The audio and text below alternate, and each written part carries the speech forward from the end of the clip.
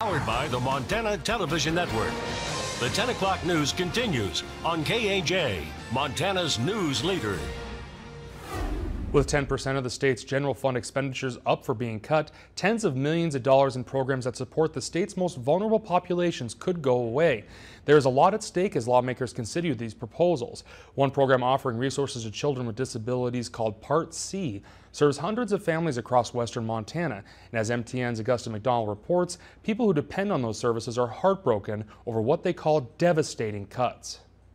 The Part C program packs a punch, using developmental services to give kids a better shot in life. There was shock and outrage here at the Child Development Center upon hearing that some of their most critical early intervention programs were on the chopping block. We have never, ever seen cuts in Part C like this.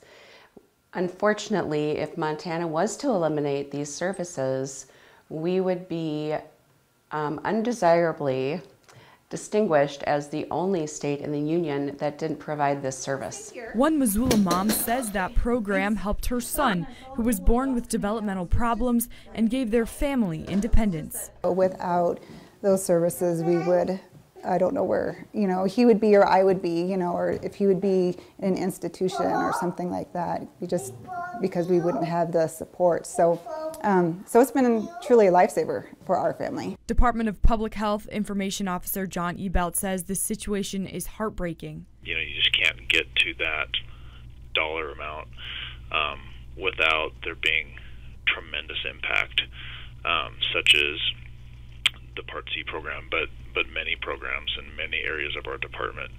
Ebelt says the cuts are proportionately applied to each state agency, but when that breaks down, the Department of Public Health and Human Services has had to come up with $105 million in programs, which is 46% of the total savings that Governor Bullock is seeking. That's $226 million. Reporting in Missoula, I'm Augusta McDonald for MTN News.